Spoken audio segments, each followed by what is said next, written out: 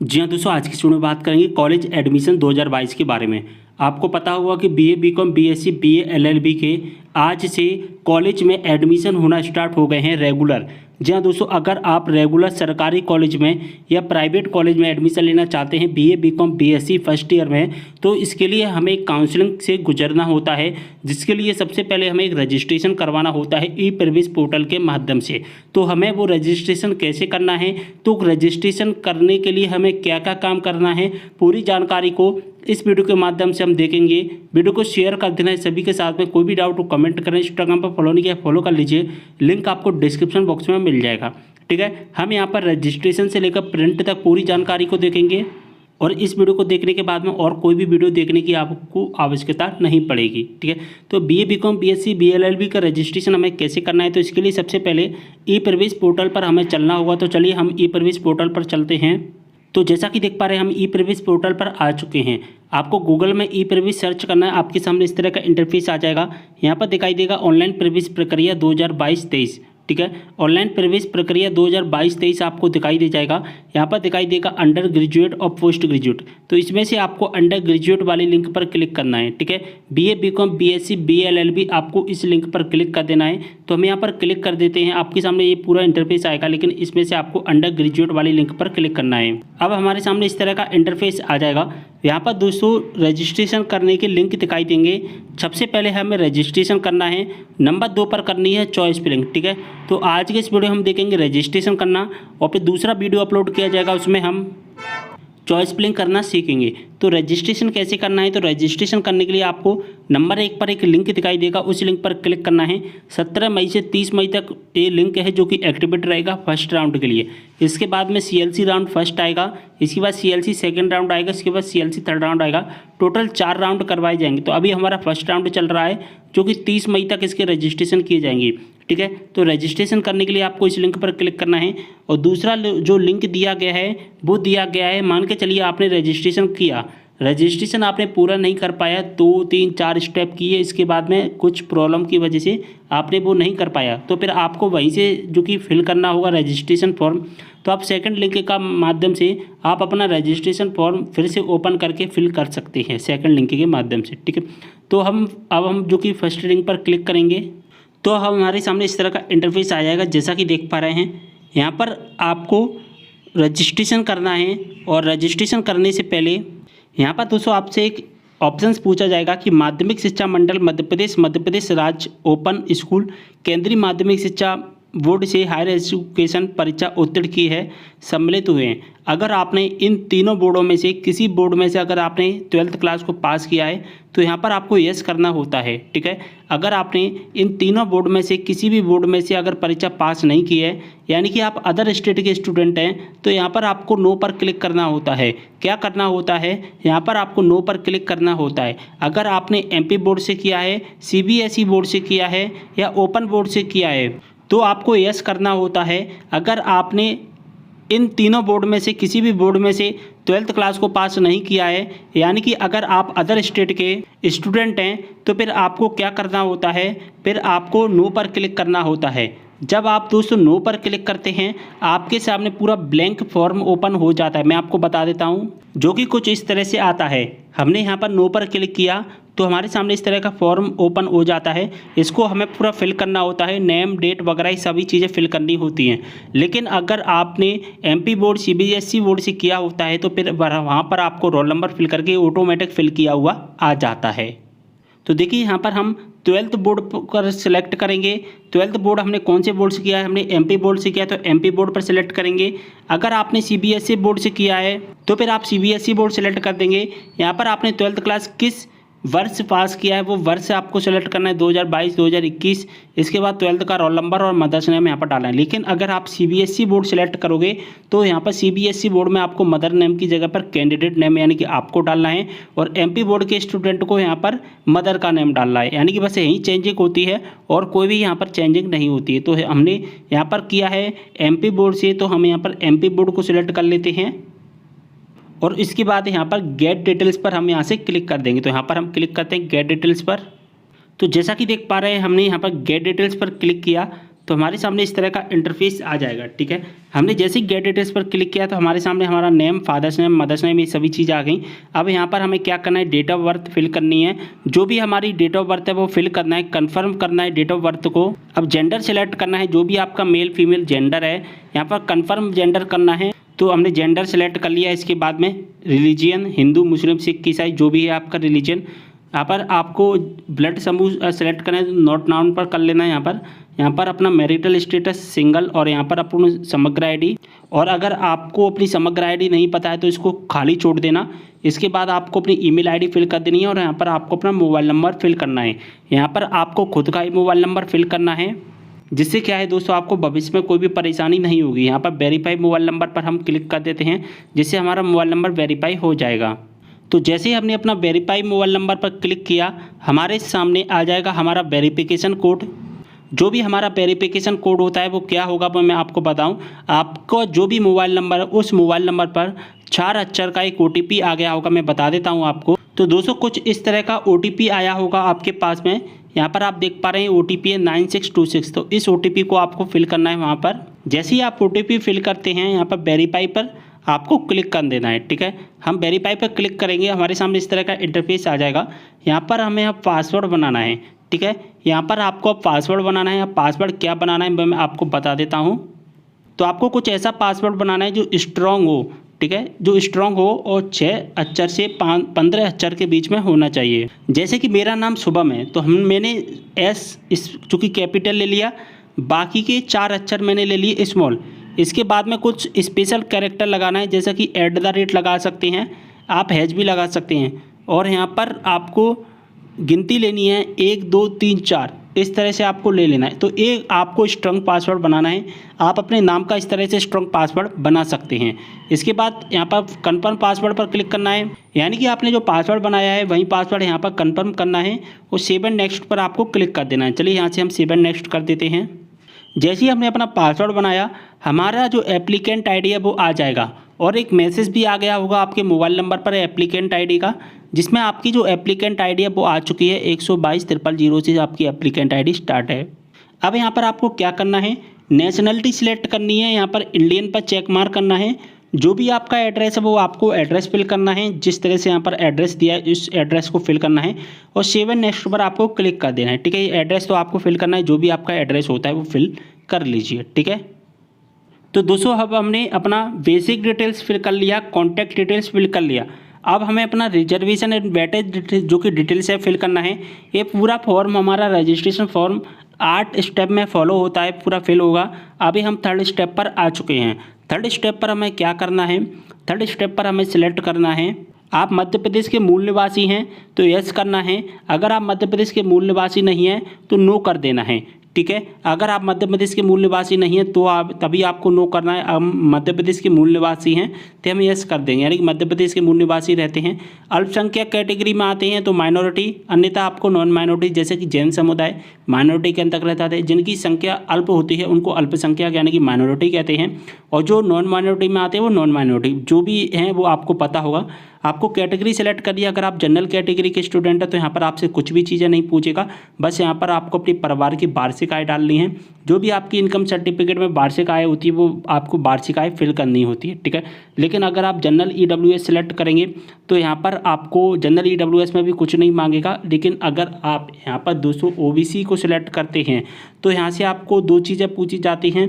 एक तो आपकी परिवार की वार्षिक आय जो कि 8 लाख से कम होनी चाहिए या ज़्यादा है वो डालना है, और अपना जो कि कास्ट सर्टिफिकेट का नंबर यहाँ पर फिल करना है।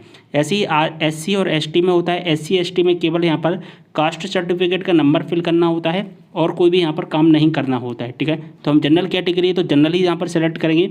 इसके बाद में यहाँ पर हैंडीकैप्ड नहीं है तो नो कर देंगे, और संवर्ग पर आपको नन कर देना है। ठीक है, अब दोस्तों इसके बाद में आपको क्या करना है, यहाँ पर आप अगर किसी भी इंगेजमेंट यानी कि स्पोर्ट्स आर्ट्स एंड कल्चर के अंतर्गत आते हैं, यानी कि आपको किसी खेलकूद में अवार्ड मिला है या आर्ट्स एंड कल्चर में कोई अवार्ड मिला है, या NCC NSS स्काउट्स एवं रेड क्रॉस सोसाइटी से कोई अवार्ड मिला है, तो आपको यहाँ पर यस करना है, यानी कि जो चेक मार्क करना होगा। इस तरह से आप देख पा रहे हैं यहाँ पर। ठीक है, खेलकूद आर्ट्स एंड कल्चर, तो हमने खेलकूद पर अगर जैसे सिलेक्ट किया तो फिर कला संस्कृति पर जैसे ही सिलेक्ट करेंगे तो हमारे सामने रिफ्रेश होगा पेज, और यहाँ पर जो भी आप सिलेक्ट करो, जैसे कला संस्कृति सिलेक्ट किया तो इसके अंतर्गत जो भी आप में है, जो भी अवार्ड मिला जिस भी रिलेटेड, वो आपको यहाँ पर सिलेक्ट करना होगा। तो हम जिस भी स्टूडेंट का फिल कर रहे हैं उनके पास में कोई भी ऐसी योग्यता नहीं है, तो हम कोई नहीं पर सिलेक्ट करेंगे। और इसके बाद दोस्तों अब क्या करना है, सेव एंड नेक्स्ट पर आपको क्लिक कर देना है। ठीक है, जैसे ही आप सेव एंड नेक्स्ट पर क्लिक करेंगे, हाँ अगला स्टेप आएगा क्वालिफिकेशन। तो अब हमें अपनी क्वालिफिकेशंस फिल करनी होंगी। चलिए हम सेव एंड नेक्स्ट पर क्लिक कर देते हैं। तो दोस्तों जैसे हमने सेव एंड नेक्स्ट पर क्लिक किया, हमारे सामने इस तरह का इंटरफेस आ जाएगा। यहाँ पर हमें 12th क्लास की डिटेल्स फिल की हुई दिखाई देगी, परीक्षा का वर्ष हमको दिखाई दे जाएगा। ठीक है, इसके बाद में हमें क्या दिखाई देगा, और हमें दिखाई देगा हमारे बोर्ड का नाम। ये चीज़ें हमने स्टार्टिंग में ही फिल कर ली थी। अब यहाँ पर हमें क्या फिल करना है, जो एजुकेशनल क्वालिफिकेशंस में अभी हमने रोल नंबर वगैरह फिल कर लिया। अब दोस्तों यहाँ पर हमें एग्ज़ाम रिजल्ट, अपना विषय समूह यानी कि 12th क्लास हमने किससे किया है, हमारे 12th में कितने नंबर आए हैं, ये सभी चीज़ें हमें फिल करनी है। तो यहाँ से हम फिल कर लेंगे। तो यहाँ पर देखिए, यहाँ पर परीक्षा का वर्ष, ये सभी चीज़ें बाय डिफ़ॉल्ट आपको दिखाई देंगी। यहाँ पर हमको रिजल्ट सेलेक्ट करना है, यानी कि परीक्षा का परिणाम। देखिए जो भी एमपी बोर्ड के स्टूडेंट होंगे, एमपी बोर्ड के जो भी स्टूडेंट होंगे या अदर बोर्ड के स्टूडेंट होंगे, उनका तो रिजल्ट आ गया है, पास यहाँ पर आ लिख गया होगा। और अगर आप सप्लीमेंट्री हैं तो एमपी बोर्ड में ही अगर आपको सप्लीमेंट्री आया है तो यहाँ पर आप सप्लीमेंट्री पर क्लिक करके रजिस्ट्रेशन कर सकते हैं। लेकिन अगर आप सीबीएसई बोर्ड के स्टूडेंट हैं, सीबीएसई बोर्ड के स्टूडेंट, तो आपको पता है भी आपका फाइनल रिजल्ट नहीं आया है, तो आपका जो रजिस्ट्रेशन होगा फर्स्ट टर्म रिजल्ट के आधार पर करवाया जाएगा। तो आपका जो भी टर्म्स फर्स्ट का जो रिजल्ट बना है उसी के आधार पर आपको रजिस्ट्रेशन करना है, और यहाँ पर उसी के नंबर यहाँ पर फिल करने हैं सीबीएसई बोर्ड स्टूडेंट को। ठीक है, सीबीएसई बोर्ड स्टूडेंट को टर्म्स फर्स्ट के यहाँ पर नंबर फिल करने हैं आपको। ठीक है, यहाँ पर हम जो कि पास सेलेक्ट करेंगे क्योंकि हम एमपी बोर्ड के स्टूडेंट का यहाँ फिल कर रहे हैं। लेकिन अगर आप सीबीएसई बोर्ड के स्टूडेंट हैं तो भी आपको कोई भी घबराने की ज़रूरत नहीं है। अगर आपको कोई भी डाउट होता है मुझे कमेंट करना, मैं यहाँ पर आपको पूरे डाउट क्लियर करने की कोशिश ज़रूर करूँगा। यहाँ पर हम पास पर क्लिक कर देते हैं। ठीक है, हम क्योंकि पास वाले स्टूडेंट का फिल कर रहे हैं, यानी कि एमपी बोर्ड का। ठीक है, पास पर हमने सेलेक्ट कर लिया। अब हमें विषय समूह सिलेक्ट करना है। आपने 12th क्लास किस सब्जेक्ट से किया है उस सब्जेक्ट को यहाँ पर सिलेक्ट कर लेना है आपको। तो हमने यहाँ पर मैथ से किया था, तो हमने यहाँ पर मैथ को सिलेक्ट कर लिया है। ओके, अब हमारा बोर्ड दोस्तों एमपी बोर्ड ही है। यहाँ पर आपको ग्रेड या परसेंट, आपके जो भी नंबर परसेंटेज में, तो आपको परसेंटेज फिल करना है। यहाँ पर आपके कितने नंबर आए हैं टोटल में से, वो आपको अपने नंबर फिल करना है 12th क्लास के। ठीक है, जो भी आपके नंबर हैं वो यहाँ पर फिल करिए। इसके बाद में पूर्णांक यानी कि टोटल मार्क्स कितने हैं, यहाँ पर ऑप्टेंट मार्क 500 में से 400, तो यहाँ पर ऑटोमेटिक परसेंटेज आ जाएगा लिखकर। जैसा कि देख पा रहे हैं हमारी 80 पॉइंट बनी है, यानी कि 80% बनी है टोटल। अब यहाँ पर दोस्तों क्या लिखना है, जो यहाँ पर परसेंटेज दिखाई दे रही है आपको, वही परसेंटेज आपको लिखना है। और इसी प्रकार से आपको लिखना है। देखिए 80 पॉइंट के बाद में 4 जीरो, यानी कि जो भी आपकी परसेंट मान के चलिए 76.32% है।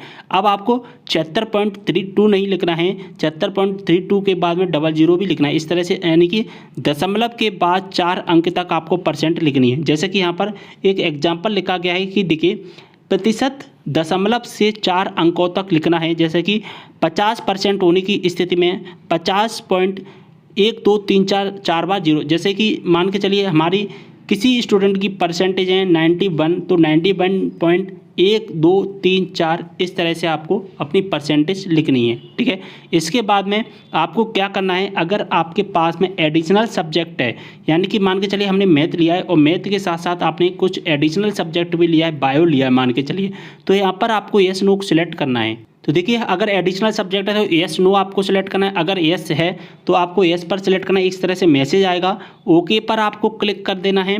ठीक है, यहाँ पर जैसे हम ओके पर क्लिक करेंगे हमारे सामने एक नया विंडो ओपन होकर आ जाएगा। देखिए जैसे ही हमने एडिशनल सब्जेक्ट पर सिलेक्ट किया, जो भी स्टूडेंट है हमारे कौन से मैथ के, उनको यहाँ पर बायो बाय डिफ़ॉल्ट दिखाई देगा, क्योंकि मैथ के साथ में बायो ही आ सकता है। जो भी आपका एडिशनल सब्जेक्ट होता है जिस ग्रुप के साथ में, वो आपको यहाँ पर दिखाई दे जाता है। अब यहाँ पर आपको अपने नंबर फिल करने हैं एडिशनल सब्जेक्ट के।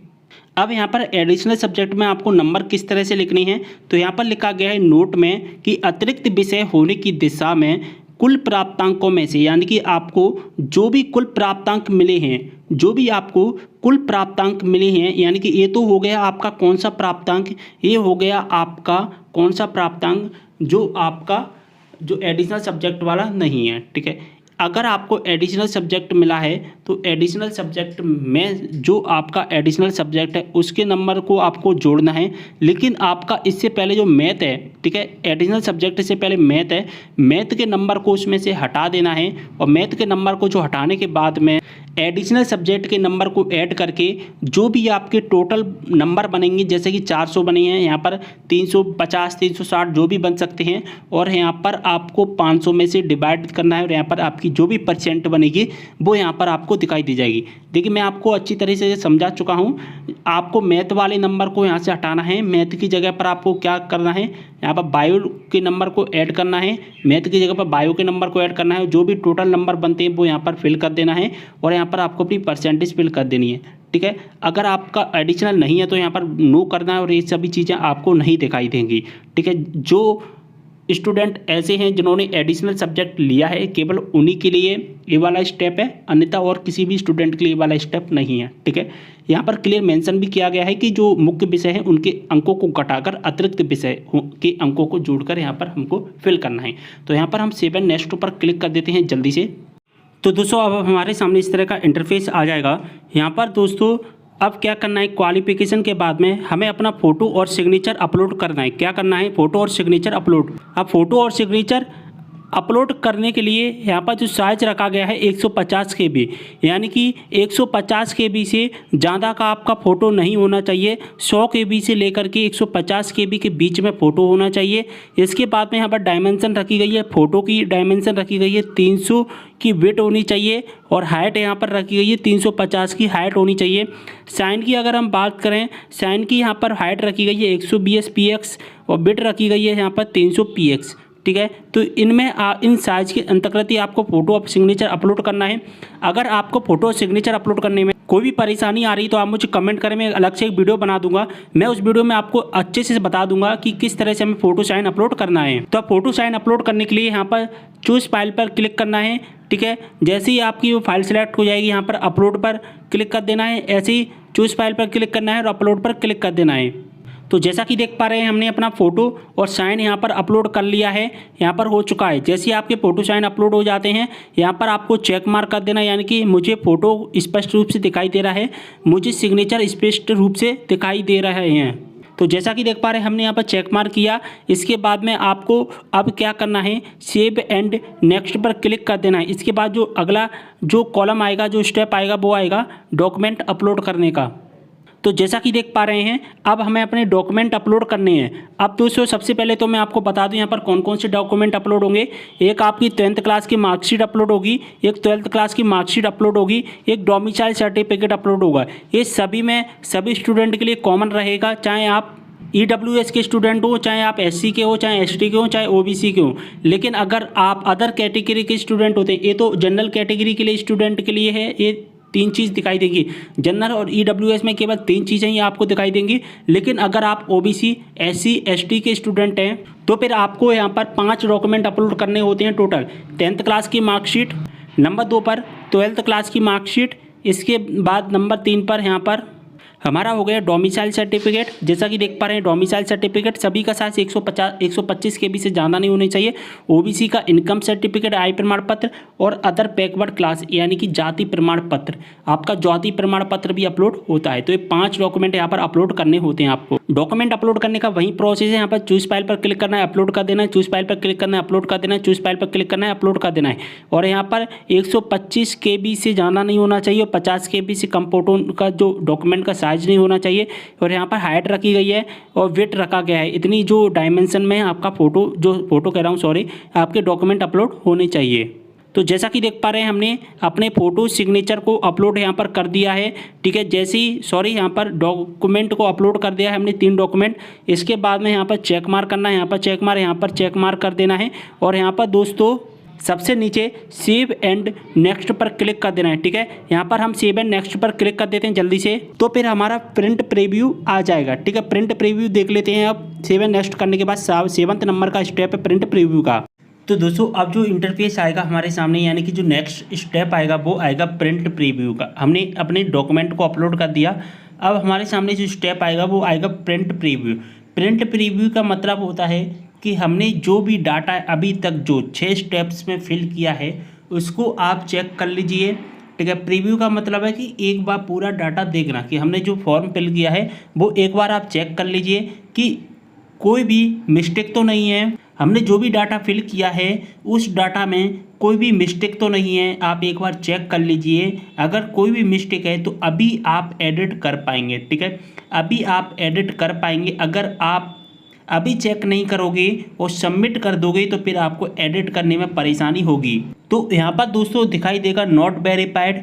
नॉट वेरीफाइड का मतलब भी समझ लीजिए कि अभी आपका जो फॉर्म है वो वेरीफाइड नहीं हुआ है, यानी कि आपने रजिस्ट्रेशन किया है वो रजिस्ट्रेशन अभी वेरीफाई नहीं हुआ है। तो अब ये वेरीफाई कैसे होगा?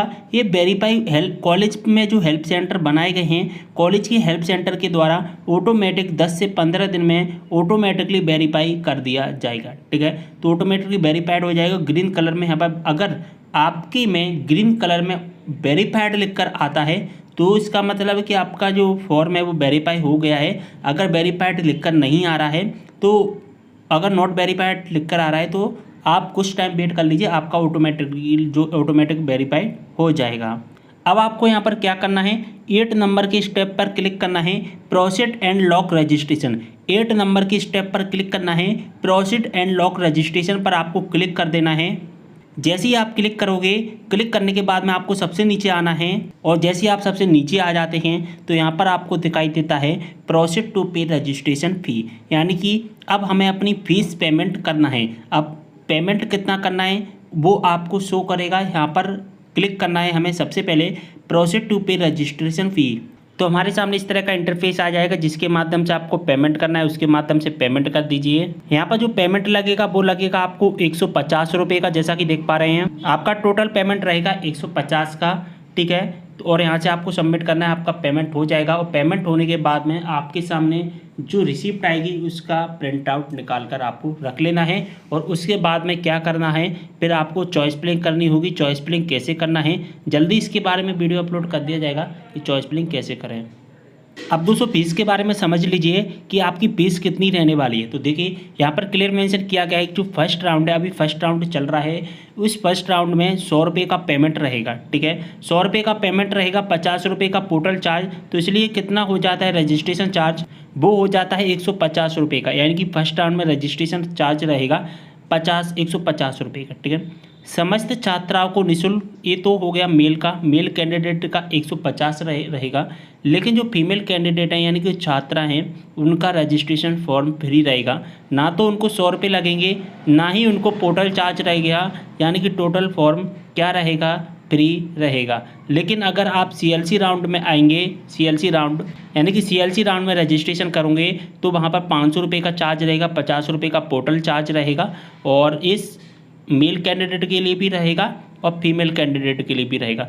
जो फीमेल फ्री रहेंगी वो रहेंगी केवल फर्स्ट राउंड में। ठीक है, तो उम्मीद कर रहा हूँ पूरी इन्फॉर्मेशन समझ में आ गई। वीडियो को शेयर करना है सभी के साथ में। मिलते हैं नेक्स्ट वीडियो के साथ, तब तक के लिए बाय।